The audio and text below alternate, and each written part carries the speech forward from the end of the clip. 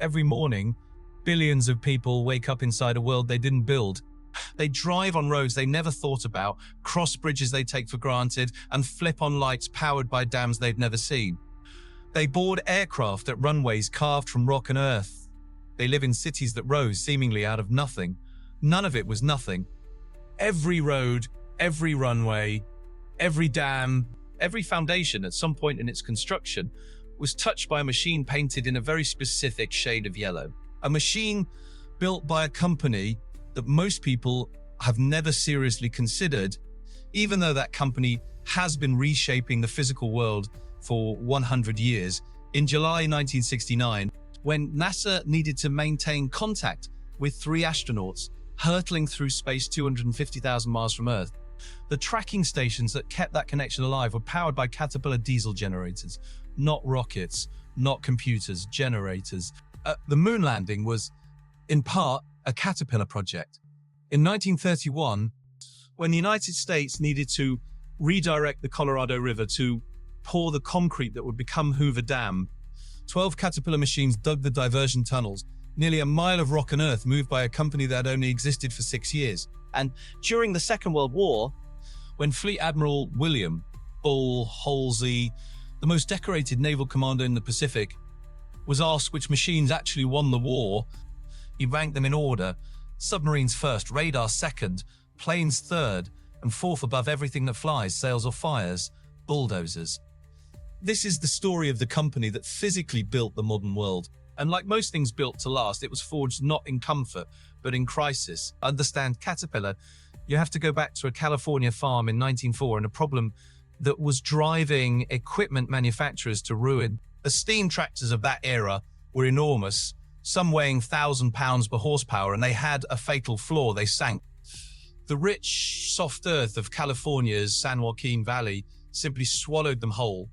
A man named Benjamin Holt had tried everything. He made the wheels bigger, 7.5 feet tall, 6 feet wide, until his tractors were 46 feet across and completely unworkable. He considered laying temporary plank roads ahead of them as they moved. Then, on Thanksgiving Day, November 24th, 1904, he stripped the wheels off a 40-horsepower steam tractor and replaced them with wooden tracks bolted to chains. He tested it on Roberts Island. It worked. His company photographer, Charles Clements, watched the machine move across the ground and said it crawled like a caterpillar. Holt trademarked the word in 1910. The Caterpillar tractor existed.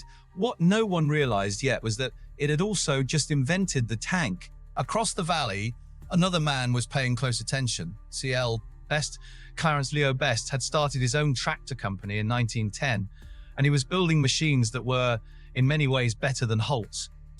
For 15 years, the two companies fought with an intensity that bordered on personal. They sued and countersued over patents, trademarks, and contracts. Between 1907 and 1918, the legal bills alone reached $1.5 million, money neither company could easily absorb. Then the First World War intervened, and not in the way either man expected. Holt threw his company into the war effort. By September 1916, 1,200 Holt tractors had been shipped to Allied forces in Europe. By the armistice in 1918, 10,000 Holt vehicles had served in the Allied war effort, 2,000 Holt 75s, nearly 700 Holt 120s, hauling artillery through mud that had swallowed horses whole. But what those machines inspired beyond logistics would change warfare permanently. A British Army colonel named Ernest Swinton heard about a Holt Caterpillar tractor in late 1914, that it could cross terrain that defeated everything else. He wrote a proposal for an armored crawling machine capable of breaking through enemy trenches. The British Army showed no interest, but the document reached Winston Churchill, then First Lord of the Admiralty, who immediately grasped what Swinton was describing. The machine that emerged, the British Mark I tank, deployed in France in September 1916. France's Schneider CA1 and Germany's A7V followed. All of them, in design and origin, descended from the Holt Caterpillar tractor. A farm machine from Stockton, California, had rewritten the rules of war. Meanwhile, C.L. Best had spent the war years supplying farmers. The US government had guaranteed his steel supply to keep agricultural production running, and Best came out of the conflict with something Holt didn't have: a thriving domestic market, a modern dealer network, and a tractor design that customers genuinely wanted. Holt came back from the war with warehouses full of military equipment nobody needed. Surplus artillery tractors flooding in from Europe were crashing prices. Holt's bank creditors, who had been financing the company's wartime expansion, now effectively controlled the board, and they installed their own man as CEO. Both companies found their way to the office of a San Francisco bond broker named Harry H. Fair. Fair had financed Best's debts. Holt's shareholders had come to him about their own financial difficulties, and he held leverage over both simultaneously, and his conclusion was the same for each of them: neither company would survive independently. On April 15, 1925, the Holt Manufacturing Company and the C.L. Best Tractor Company became the Caterpillar Tractor Company. Clarence Leo Best, the man with the stronger balance sheet, became its first CEO. First-year revenue, $13 million. By 1929, it had reached $52 million. A company listed on the New York Stock Exchange on December 2nd, 1929, into the teeth of a market crash, and kept going. It would keep going for another century without ever missing an annual dividend payment. When Japan entered the war in 1941 and began sweeping across the Pacific, the United States faced a problem that had nothing to do with firepower. Islands with no roads, no ports, no infrastructure of any kind had to be converted almost overnight into operational military bases capable of launching the air campaigns that would end the war. Caterpillar's machines went with the troops. Over the course of the Second World War, Caterpillar's plants in California and Illinois produced 56,306 crawler tractors, D2S, D4s, D6s, D7s, and D8s, under war contracts worth more than $570 million. A D7 alone had two major production runs, roughly 10,000 of the 7M series between 1940 and 1944, and more than 28,000 of the 3T series in the years that followed.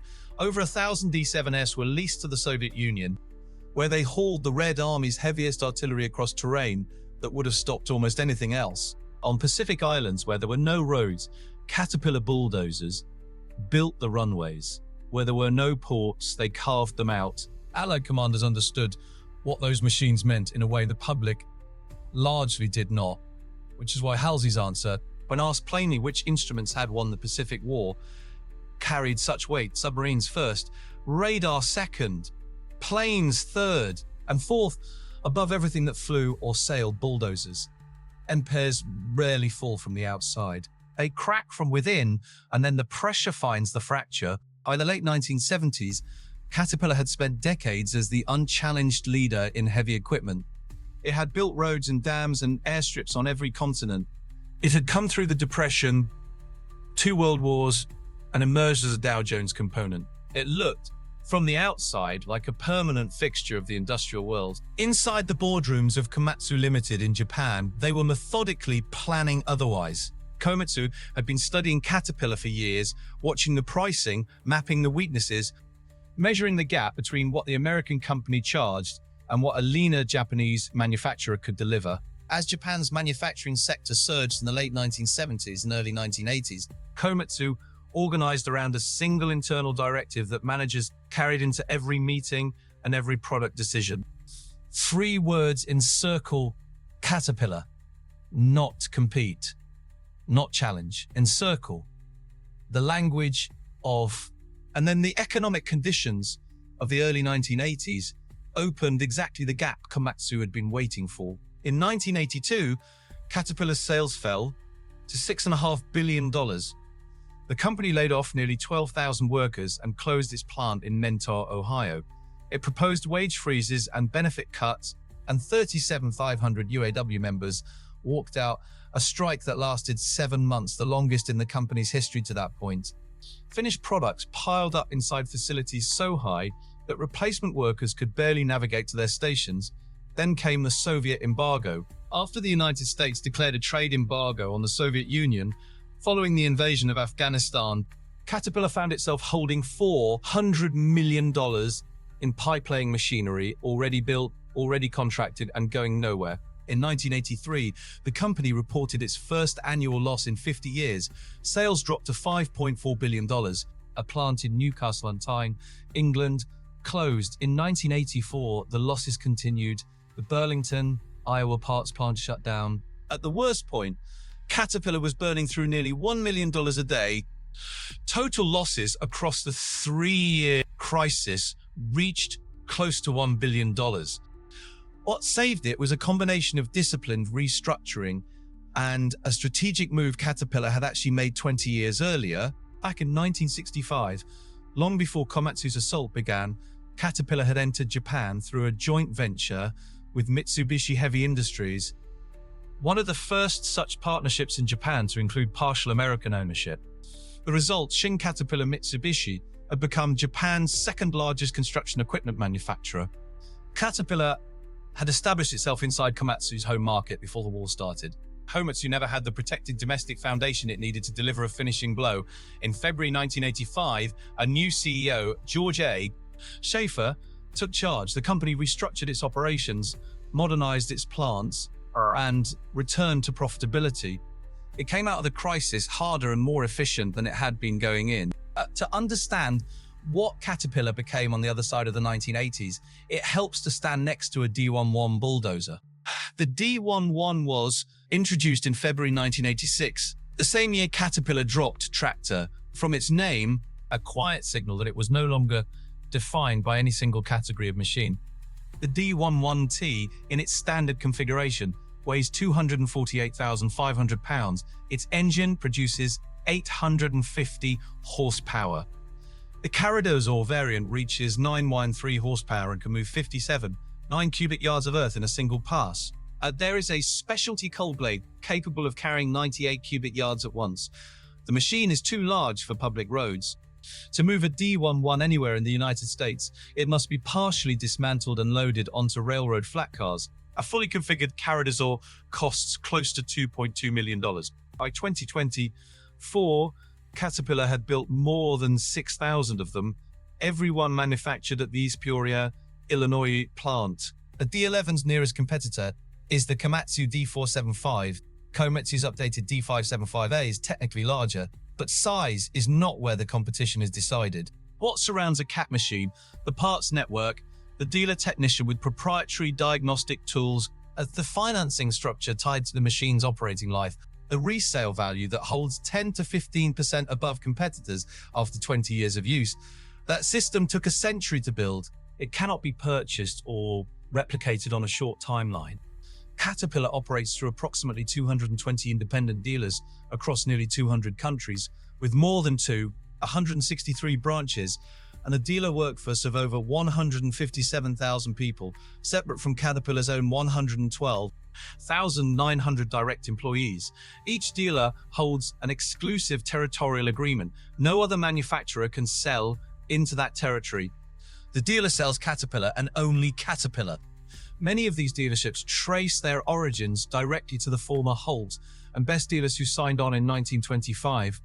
Finning International, the world's largest cat dealer, was founded on January 4th, 1933 in Vancouver, British Columbia, in the middle of the Great Depression, by a man whose guiding principle was straightforward: we service what we sell. 90 years later, Finning is publicly traded and operates across 3 continents. Toromont Industries, another publicly traded Canadian cat dealer, acquired a competitor in 2017 for more than $1 billion, the largest dealer-to-dealer transaction in Caterpillar's history. Morningstar analysts estimated the cost to replicate this network from scratch at more than $20 billion, then noted that even at that price, the effort would likely fail because no competing manufacturer produces a broad enough product range to fully sustain a global dealer branch. A network only works because Caterpillar makes everything the network needs to sell. Caterpillar holds more than 20,000 active patents. In 2017 alone, it was granted 595 new ones, ranking it 69th among all U.S. patent recipients that year. Its machines are engineered to operate for 20 to 30 years. Longevity is not incidental, it is the foundation of the entire business model.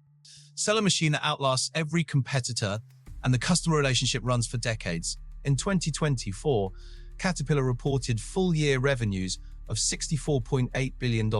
Operating profit margin came in at 22%. Adjusted earnings per share reached $21.90, a company record.